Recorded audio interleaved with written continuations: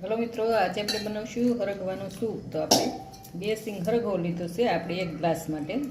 હવે આપણે એમાં એક ગ્લાસ પાણી નાખશું। આપણે જ્યુસ બનાવવું છે એટલે એમાં મીઠું થોડું નાખવાનું, નકર પછી ખારું હોય તો નહીં મજા આવે।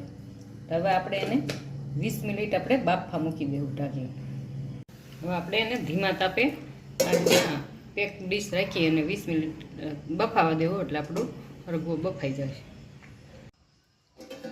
20 મિનિટ થઈ ગઈ છે, આપણો હરગવો જો કેટલો સરસ બફાઈ ગયો છે।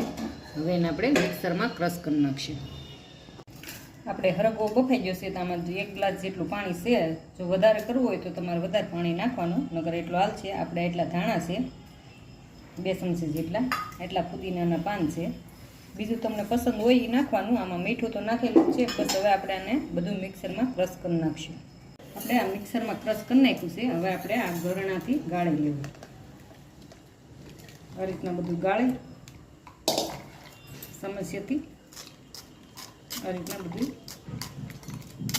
કચરું બધું નીકળી ગયું અને જ્યુસ બધું સરસ ઘાટું થઈ ગયું।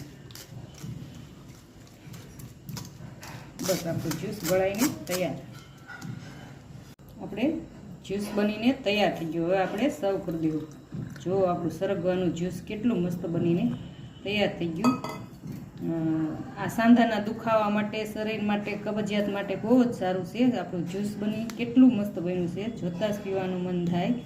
પસંદ આવે તો શેર કરજો, લાઈક કરજો, સબસ્ક્રાઈબ કરજો, ને પસંદ આવ્યું હોય તો કોમેન્ટ બોક્સમાં તમે જણાવજો। આપણું જ્યુસ બનીને તૈયાર।